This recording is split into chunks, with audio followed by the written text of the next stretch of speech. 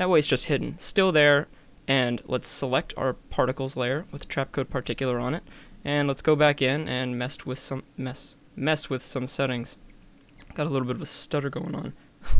Alright, basic settings, set your life to 7, let's set the size to something like 15, size random to give, the illusion of distance.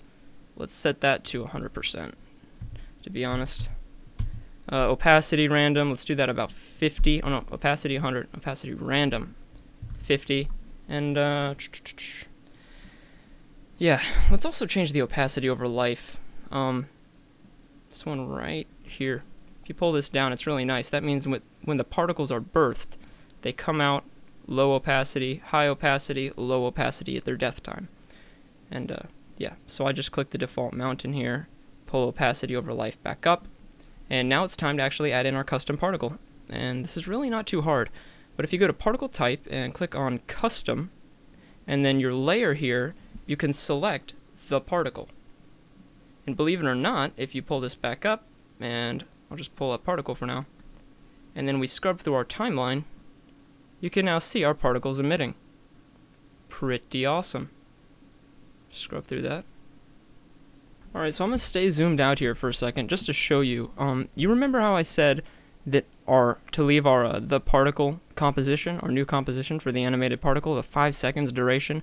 That's because in the long run, when you start animating particles, if that timeline has to keep going on and your animations drag out, it can really slow down your rendering process. So you'll notice that by default, and I'll show you what I'm talking about, if you go past the 5-second mark, everything cuts off because the composition for the particle ends.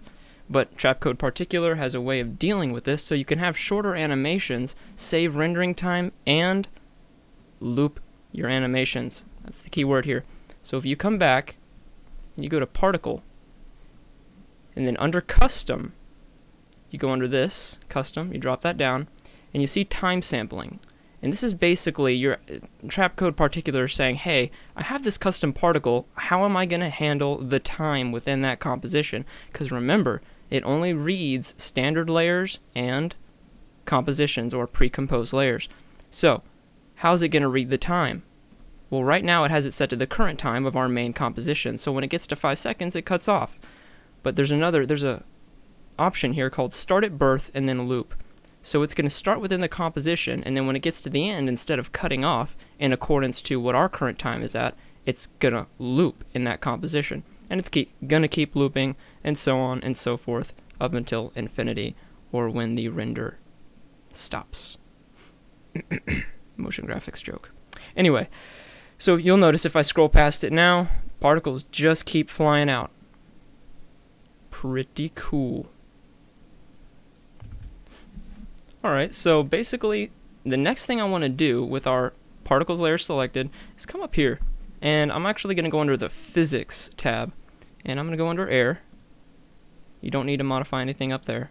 Go under Air, and then we're going to change the Wind X value, or at least I am, to -50. That means it's going to be going left to with a value of -50.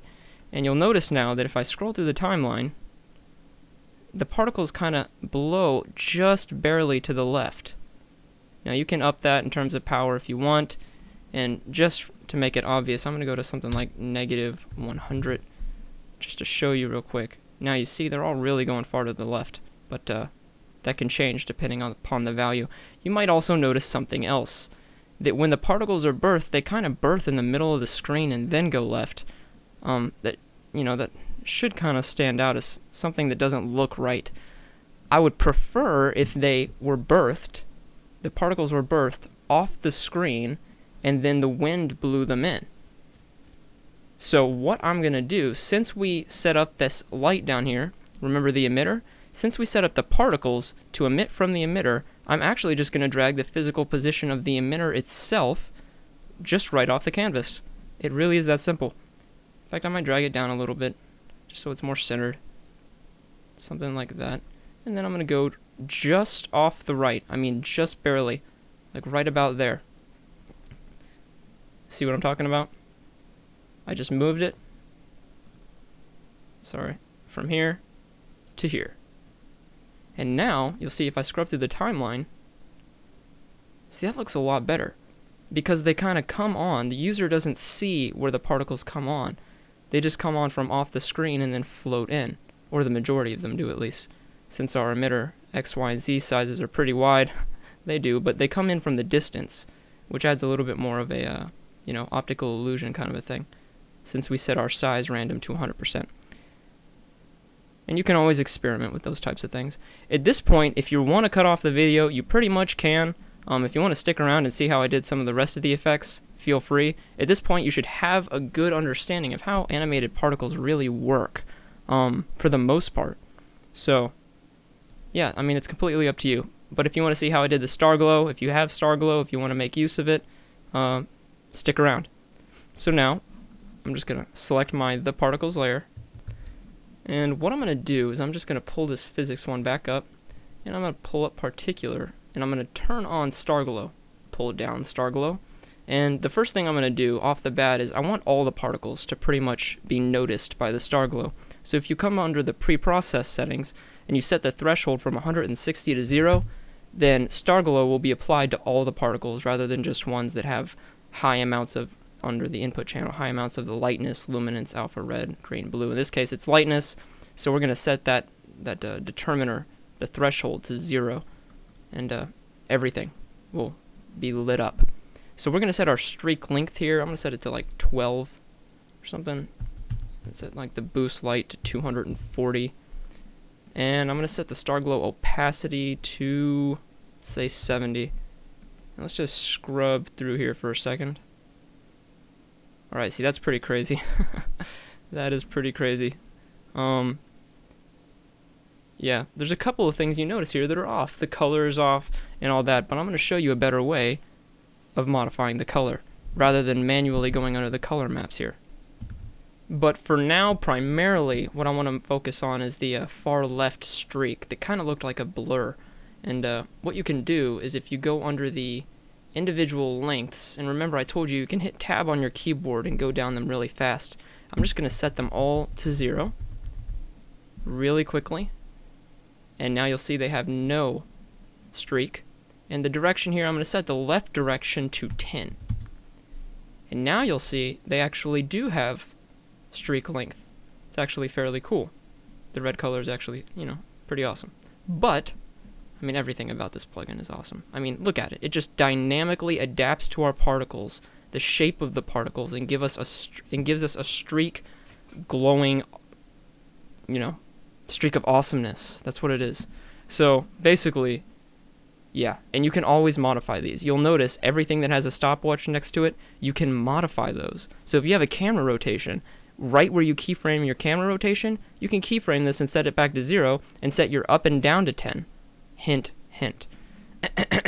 So, anyway, let's get down to the color. I'm going to pull this back up, and I'm going to select my color. Remember our color adjustment layer? I'm going to select that, and I'm going to go up here to Effect. Let's go to Generate, and let's come down, down, down, Ramp. There it is. And so now we have a ramp. And what this is going to do, you may notice now everything is really desaturated. That's because the default ramp color is black and white. We're also just going to modify the start of ramp and end of ramp positions by clicking this button. And I'm going to set the start of the ramp like over there. I think I accidentally lost the click. There we go. Set it over there. And the end of the ramp, I'm going to set that point right there. Alright, time to modify the color. I'm just going to set this to like a blue, really light blue. I love blue. And I'm going to set the ending color to kind of like a majestic violet.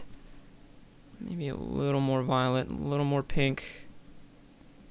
Pickiness. Pickiness. I don't know what it is about blues and pinks. Reminds me of the 80s. Anyway, so you got that there. And that pretty much takes care of it, guys. Check this out. Now, if you see all the particles here, they're actually colored depending upon what you had your ramp settings set to. So you can modify the color and the star glow or anything below the adjustment layer just like that. Full control.